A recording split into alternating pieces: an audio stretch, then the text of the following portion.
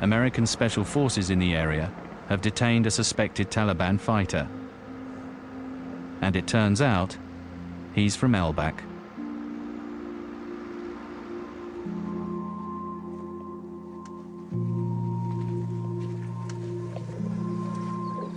Okay, can you let him know that on Sunday at 11 o'clock that we're going to have medical doctors. So medical doctors are coming up to look at all the villagers of Elbak. So anyone that's sick or needs to be looked at. Also dentists. The detention of the villager by the Americans could undermine all of Nicola's efforts.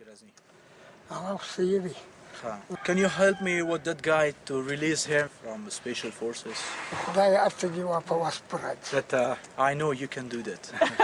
Unfortunately, that's out of our league. We can find out information, like we can find out how he's doing and like where they've taken him. But upon releasing him, that's out of our jurisdiction because the U.S. guys came in, the special forces. We have nothing to do with that when they came out here.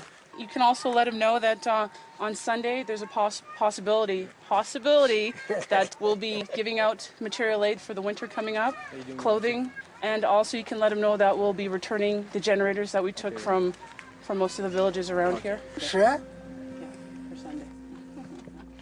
Nicola may be winning over some villagers, but she's having a hard time convincing her own comrades.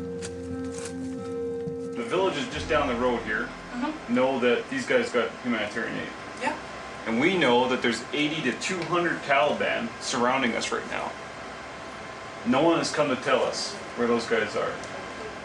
Because maybe they don't know. You know, maybe we're but they know talking to that the wrong humanitarian people. aid is here. She's struggling with an ingrained military culture. Have you got any information of them? Have they told you where the Taliban are? Well, I haven't Any gotten that leaders? detailed. I haven't gotten into that much detail, right? That's where... So they like you more any further ahead? Well, we're getting the trust. That's one of the things that we come out here is to gain the trust of the population.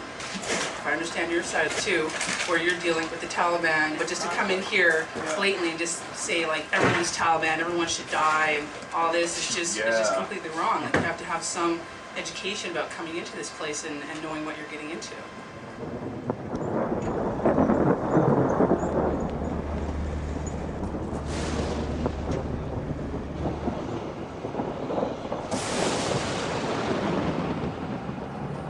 Nicola now wants to expand her program, so the base commander sends out a platoon to make friends in a new village, 30 miles north.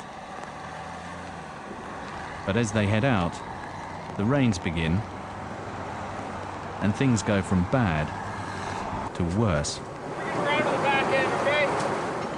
Some mechanical difficulties.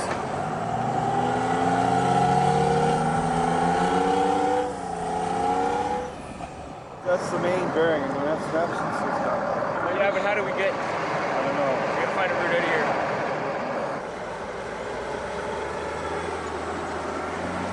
With one vehicle disabled, the mission to befriend the new village is abandoned. Try it again! Try it again! And they scramble to get back safely before dark.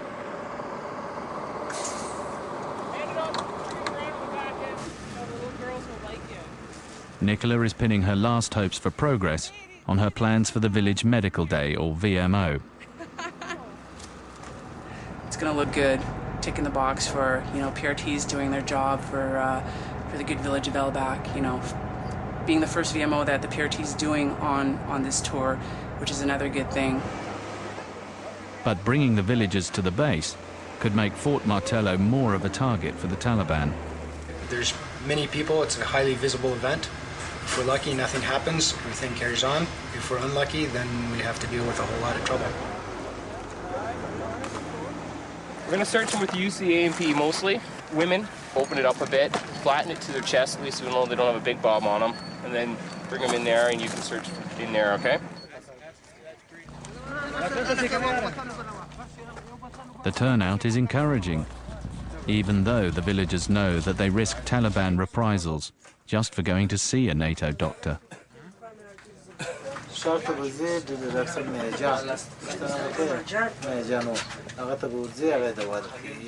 It is events like this that NATO hopes will turn the war in its favor.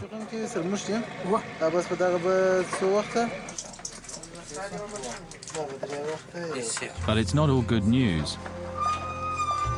When Nicola hands back the villagers' water pumps, only 2 of 12 have been fixed. Meanwhile, What's happened is the doctors have no more medication to see everyone. I apologize for having brought them all the way out here, not having enough medication. Next time, we will do our best to treat them all. What I can offer them is the food that we have here. They can take the food, share amongst themselves, older people, little people. Tell him to share. Tell him to share, or I'll take it all away.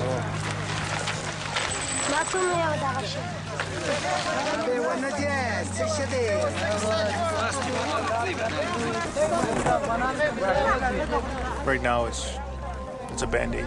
Like it's, you know, one village might be happy, but the rest of them are still suffering or whatever. They're still under threat of Taliban.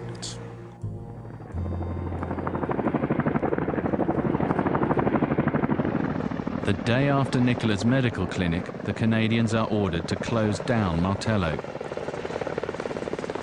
The soldiers are urgently needed to reinforce troops fighting near Kandahar. Nicola's campaign is over, and she is being withdrawn.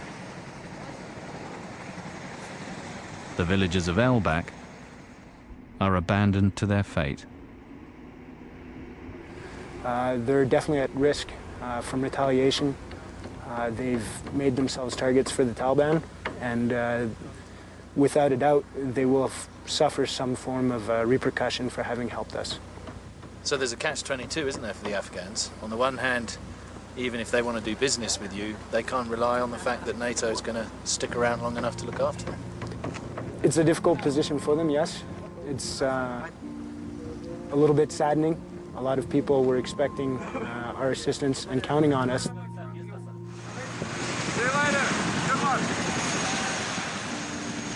The Canadians dismantled Fort Martello and left last December. There is no longer any NATO presence in this part of Afghanistan.